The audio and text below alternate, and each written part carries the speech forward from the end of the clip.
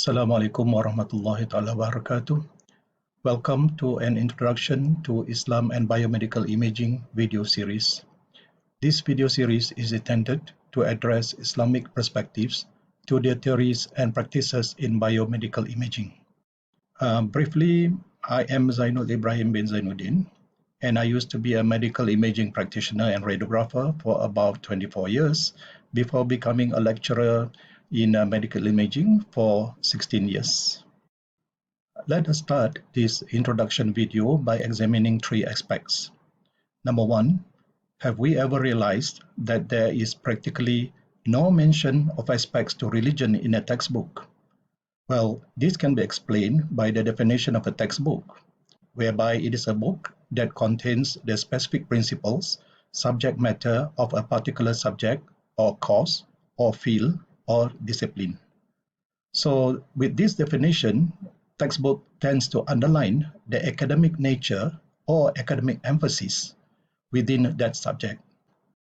Secondly, has there been situations where aspects involving religion being addressed in classrooms?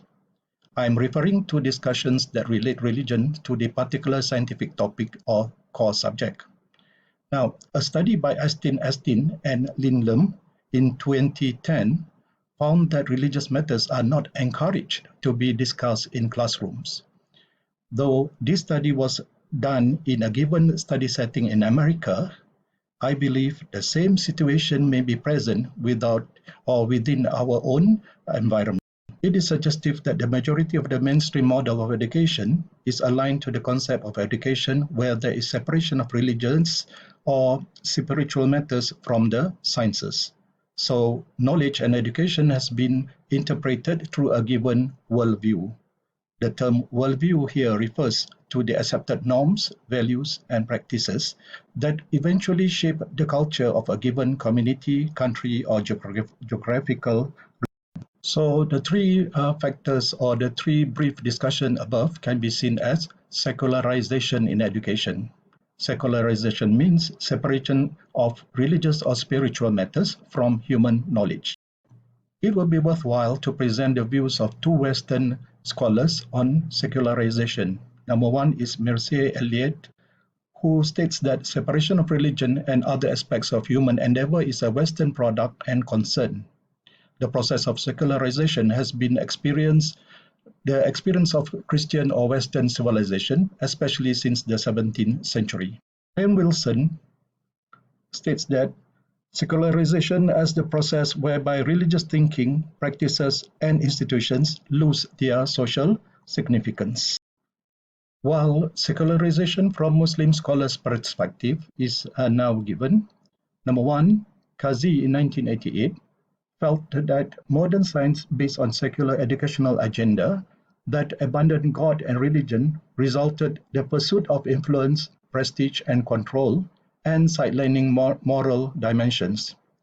Zaman in 2007 recognizes that secularization in education is built on a materialistic philosophy, sidelining values, ideals, and morals. The development of scientific knowledge failed to take into consideration the idea of morality. Yasmin in 2007 said that the adoption of science and technology without Islamic values resulted in conflict in social, educational, and scientific fields in countries. And this, in part, leads to the sideline or the decline of the Muslims. So there will be some questions, meaning, does the current concept of education freeze the teaching and learning from the expectations of Islam? Or how does the current concept of education influence a Muslim biomedical imaging practitioner and student in relation to expectations of the religion? At this point, I think it would be nice or important to remind us all about an important Islamic obligation and reminder. I think we are reminded to about this particular Quranic verse. Bismillahirrahmanirrahim. Qul inna salati wa nusuki wa mahyaya wa mamati lillahi rabbil alamin. This verse is from Surah Al-An'am, verse 162. And We express this, I think, for every fardu prayer, yeah, and it means say, indeed, my prayer, my sacrifices, my life, and my death are for Allah, Lord of the worlds. And this translation is by Abdullah Yusuf Ali. Similarly, Pictol translated the verse as say, lo, my worship and my sacrifice, and my living and my dying are for Allah, Lord of the worlds. And like I said before, this verse forms part of the Iftitah prayer, which is a sunnah or encouraged that is to be recited during a prayer. So if we were to examine the verse, the previous verse literally, when you say, it is amounting to we declaring or pledge. And the word indeed is synonymous to the word truly, yeah. And when we say my life is all aspects of one's life, and for Allah, of course, it is our commitment, obligation, or submission to our Creator. So, what then will be the implications of secularization when we view it against the above verse? It actually raises questions in the ability of a Muslim individual in fulfilling the religious obligation in the above Quranic verse. And some other questions. Number one, how will Muslim biomedical imaging practitioners and students react to secularization? How well can biomedical imaging practitioners and students relate, associate, or align their theoretical knowledge and professional practices to Islamic principles, beliefs, objectives, values, and practices? Thus, the main objectives of Islam and Biomedical Imaging series will be, number one, to address the lack of Islamic perspectives within the current approach in education, particularly in the theories and practices of biomedical imaging. And number two is to enable practitioners and students in biomedical imaging to relate Islamic perspectives to the profession. Let's talk about the series. It will consist of 5 to 10-minute videos.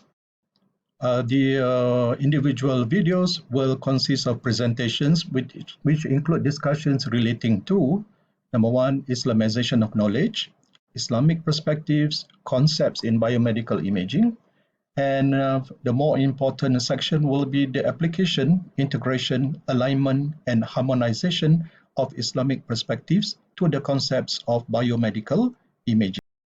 The next video is about Islamization of knowledge, or IOK, whereby it will present an overview of the main driver for the integration of Islamic perspectives into biomedical imaging theory and practice.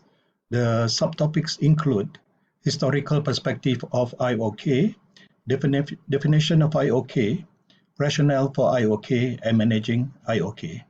So I am extending a personal invitation to all of you to follow the series. Thank you very much.